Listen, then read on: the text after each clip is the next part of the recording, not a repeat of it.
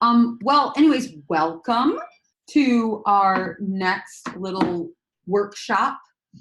Today we're going to cover 5 decorating mistakes and how to avoid them. These are mistakes that I see a lot.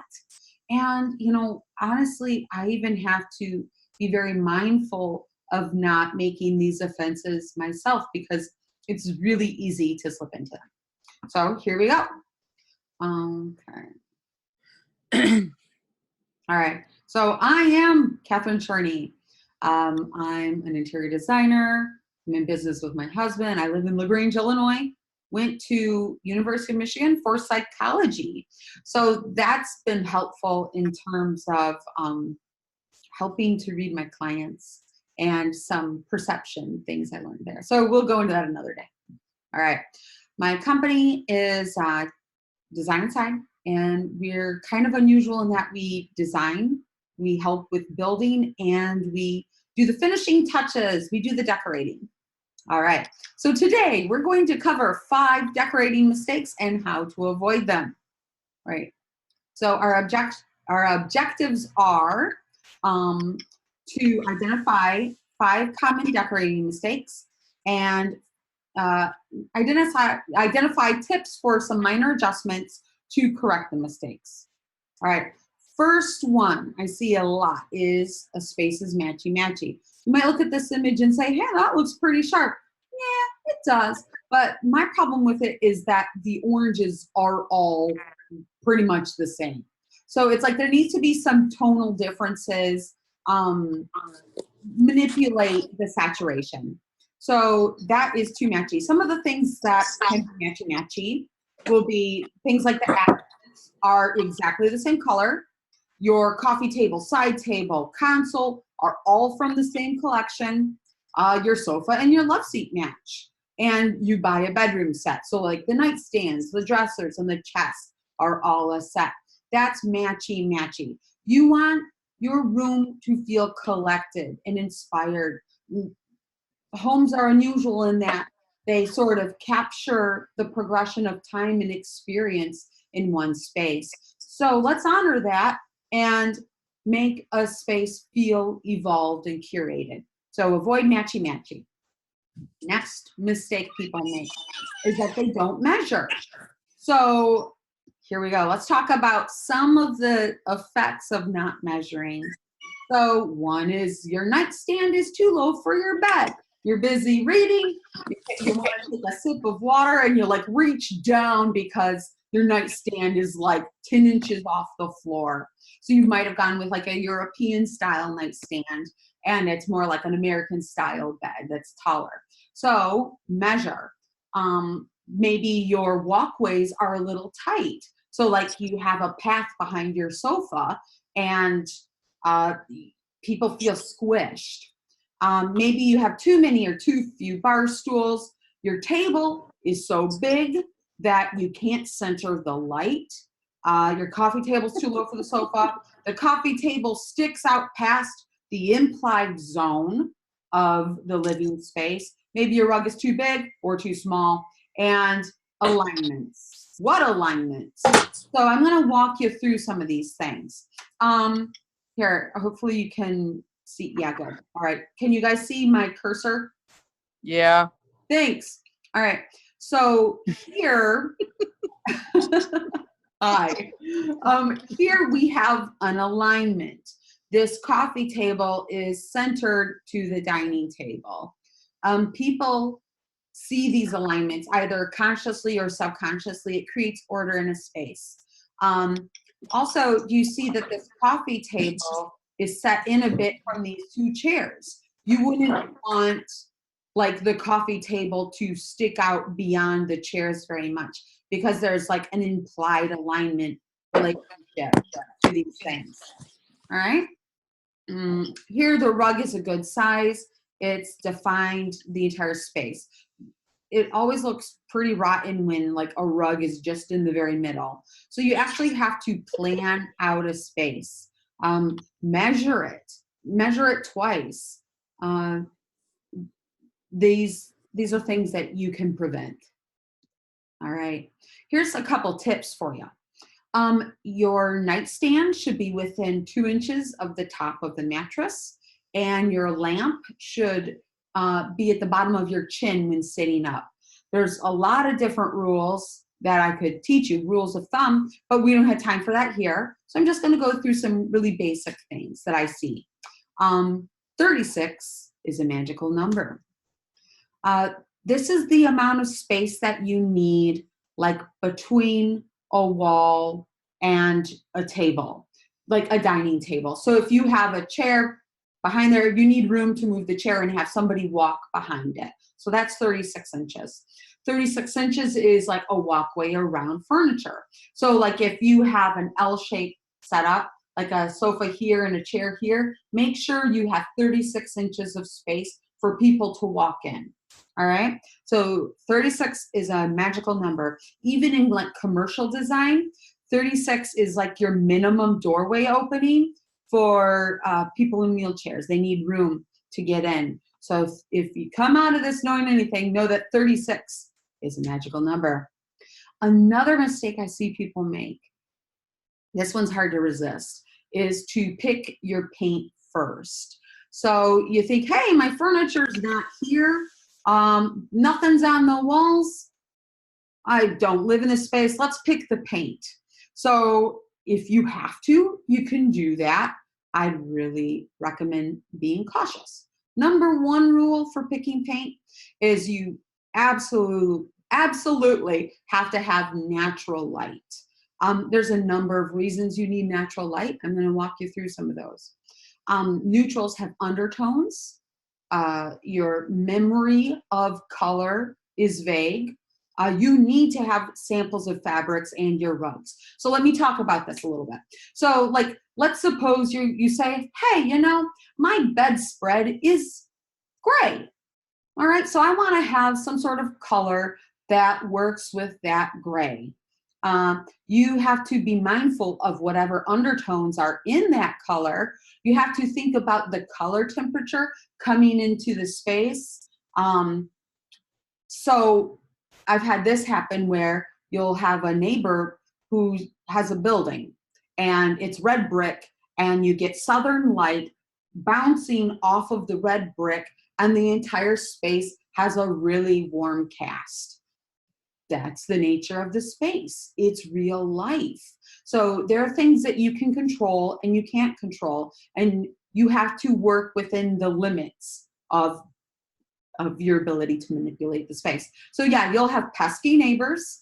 You'll have the direction of exposure. So northern light, if you have northern exposure, is just sort of like a bluish cast. And if you have southern exposure, it's warmer light.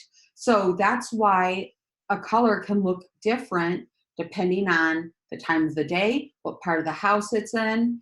And if you have artificial lighting, like most of us do, there's going to be color temperature and color rendering of your light bulbs. So if you want to know the true color you're picking, you need to have that natural daylight. And if you can possibly get fabric samples or a swatch of your rug or bring it, that is monumentally helpful. So I highly recommend that. Here's the truth. Neutrals can be shifty. So they will shift their color tones based on color temperature, as I talked about before. So you can't simply say, I'd like a gray, or I'd like an ivory, or a white, or a beige. It's more complicated than that. There's undertones. So like, for example, in this picture, you see that there's a variety of grays, and some of them have violet undertones, green undertones. Some of them seem sort of yellow, beigey, grayy. So think about these things, all right? Another mistake, my friends, is to shop at one store. Don't do it, all right? So here I'm going to talk about something a little cerebral. So basically, I want to know, why do we decorate? Why do we decorate? Well, there's the functional needs. You know, you need a place to sit. It'd be nice to have a sofa.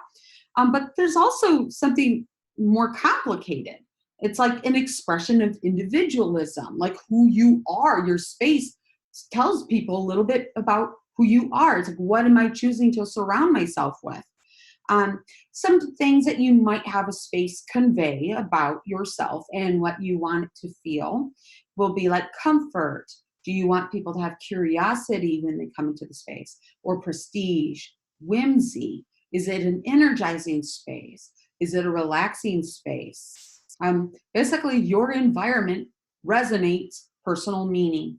So it can be meaningful to you, or people will come into their space and they will have a personal experience in the space you've created. So spaces need to feel alive. This is the meat here. Spaces need to feel alive. Things need to have imperfections, wabi-sabis, imperfections. Things need to have a little bit of incongruity. Make it have some visual tension. And as I mentioned before, you can express time in a space. So maybe an obvious one would be like, oh, you have an antique, or you have pictures of a vacation, or a picture of your kid when they were 3 and now they're 17. So you can like encapsulate time and experience it in one thing. It's very metaphysical, guys. I don't know, but it's a special thing about space and environments. But now when you shop at one store, you get it all done in one fell swoop. The space feels artificial. It doesn't feel collected. It's devoid of any meaning, and it's not alive. So you should really challenge yourself to put in items that are kind of meaningful, please, and it will inspire the imagination and it nourishes the mind. So the reason to not shop at one store is that it's nice to be in a space that feels inspired and collected and not entirely all the same finish, all the same organic or rectilinear lines, because the designers at stores have certain tastes and styles. And if everything just looks that way, it does feel cohesive, but it also kind of feels oppressive. So try to not shop at one store. All right. The other offense is whether you go bold or if you fold. Are you going to shy away from being bold? And here's the thing. It's kind of personal preference, and I want to walk you through that. All right. So as I mentioned before, rooms have personalities. You can have an emotional experience to a room. Like a person at a party, they have personalities. So, you might walk into a room and like, yikes, or ooh, ah, wow, or meh. These are different things you can feel. But here's something I've always tried to instruct my clients towards, is that in anything that you do, you should be at least 10% scared. You should push yourself out of your comfort zone just a little. If you're not 10% scared, then you're not going to impress anybody. You're not going to say anything about yourself in that space. So challenge yourself to be a little bit scared. That's how you know you're pushing your boundaries. All right. I'd also like to talk about a trend I see in a lot of stores, which is for like achromatic rooms. So these are rooms that are entirely neutral. All right. If you have a space that's entirely neutral, what are you saying? You're saying that I'm very concerned with function and not about necessarily the emotional experience of a room. Colors have emotions. So I'd like you to evaluate if you really want your room to say meh.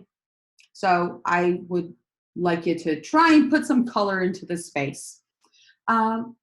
a lot of the reasons people shy away from being bold is that they've had traumatic decorating experiences. That's kind of funny, like a decorating trauma. So like maybe you thought you'd be bold and do that green ceiling, and you liked it for a year and then you hated it. So now it's like you've hyper corrected and you decide to go entirely neutral. So accept that you've had a traumatizing decorating experience, step back from it, and sometimes you have to have like a professional sort of ease you out of that comfort zone. All right. Then there's maximalism and minimalism, and these are preferences. I don't think minimalism should be elevated beyond maximalism. If you like a lot of stimulation in your space, that's what you like. That's okay. If you like your space to be very serene and without a lot of little details and things like that, that's okay too. It's just in the manipulation of the overall design principles that creates the style and achieves visual harmony. So I'm not going to go into this, but as a teaser, here's a teaser.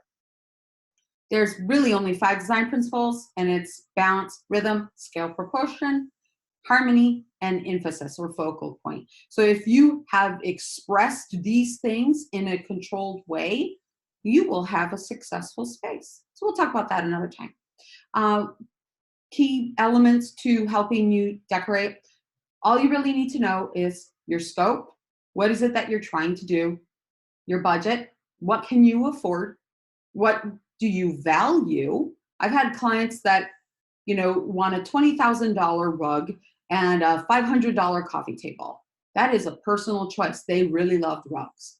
So budget, where you like to put your money, and then your style. So we have scope, budget, style. We have all these tools available to our clients. We find it really beneficial in thinking about decorating and remodeling and all those things in a really systematic way. All right. So if you're ever stuck and you need to reevaluate your goals, get a hold of us. We're happy to help. But always fall back on, what is the style that I have? What's my budget? What's my scope? Don't rearrange deck.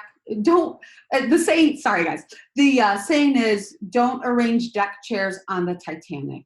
Don't start accessorizing your bookshelf until you have some furniture in the space. It's easy to get lost in the details, but there is a structure to the decorating process. It's additive. You start from the foundation pieces and build up. So those were 5 different decorating mistakes, and I hope you enjoyed it. In our upcoming workshops, we're trying to figure out when are good times for people. Like, do they like Saturday mornings, evenings, lunchtime?